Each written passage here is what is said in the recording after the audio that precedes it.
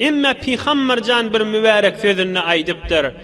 Ey darganak zamanını yaşap duran, imanlı doğan, aytýan menen eşitýän hemmemiz içinde.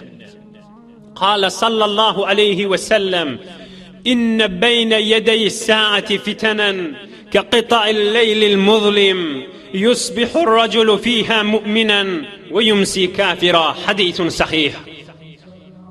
Rasulullah sallallahu aleyhi ve sellem aydypdyr. Kıyamatdan öwünçe bir fitneli boljak, bolagoýçylykly boljak diýipdir. Kıyamatdan öňçe fitneli boljak. Bir guruh döremeli Hudaý Taala at takmaly. Bir guruh döremeli Rasulullah at takmaly. Bir guruhly dörep Ewliyaullah, Allah Taalaň dostlaryna at takmaly. Bir guruh döremeli dine at takmaly. Bir guruhla Kur'an-ı Kerim'e at takmaly. Sowatly, sowatsız, dürlü fitneli boljak.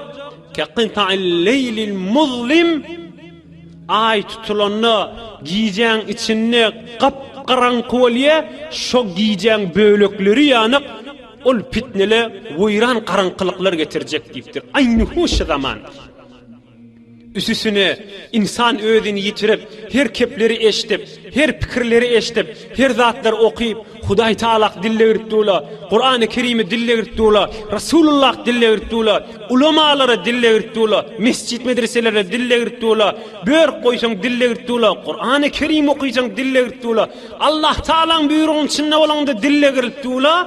Şol zaman boljak. Yusbihur raculu fiha mu'minen ve yumsi kafira. La havle ve la kuvvete illa billahil aliyyil azim.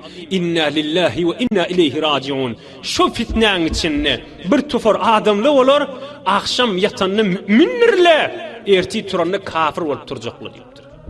Bir tufar adamly erti bilen musulman, akşam yatanlaryny orsýanyk kamil kalplaryny iman galmany düpden imandan boş bolup kafir ýatsagyň üstüne ýatjaklar. Allah Taala dille girip, Kur'an-ı Kerim'i dille girip, Peygamberjany dille girip, üsüsüne fitnele, bir bolagoýçylykla, karanqylykla bolup, gündüz musulman, akşam kafir bolup ýatyr. Akşam musulman, erti turanly kafir bolup ýatyr.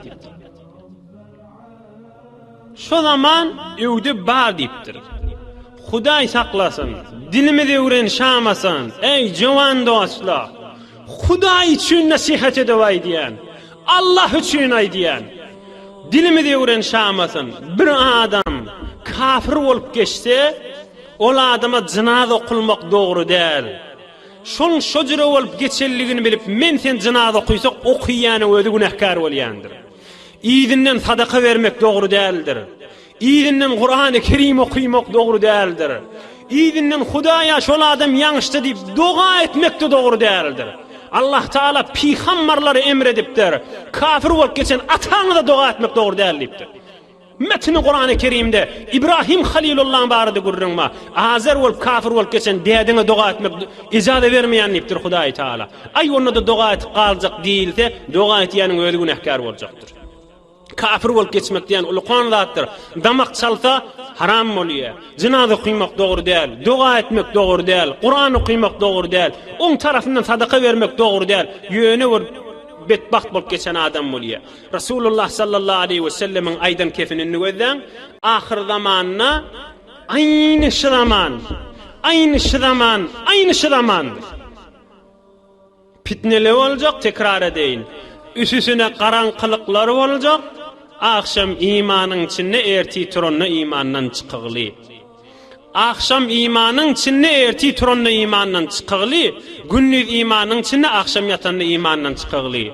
Mescidine, medresesine, ahun mollasına, ulamalara, peygamberjana, dine, awliyaullahlara dille girmek bilen angriganik barmak bilen sap imandan çıkarlar bolar dipdir. Inni sen men bir bilmeli adamız va Rasulullah sallallahu aleyhi ve sellem bir nusha aydipdir.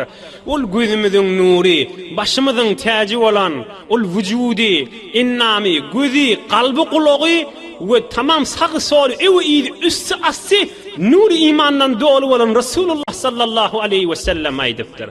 من قال إذا أصبح رضيت بالله تعالى ربا وبالإسلام دينا وبسيدنا محمد صلى الله عليه وسلم نبيا ورسولا أنا الزعيم لآخذن بيده حتى أدخله الجنة رواه الطبراني بسند حسن.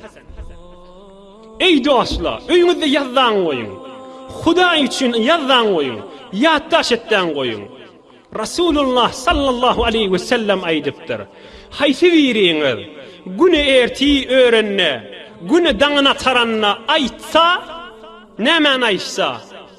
Arabiýsyny bilýän bolsak arabiýsy. Raditu billahi ta'ala rabban ve bil islam dinan ve bi Muhammed sallallahu aleyhi ve sellem nebiyyen ve rasulan. Üç kelime. Manasy şi. Hudaya men razı boldum, sen men Rabbim, İslam men dinim ve Muhammed sallallahu aleyhi ve sellem men rasulum dip. Şu üç kelimeni aýtsa her kim erti bilen öğrenne. Men peygamber, zamin bolýan, kefil bolýan, şol adamyň elinden kıyamet gün tutaýyn, ta cennetin içine salýansam elinden göbermeýin.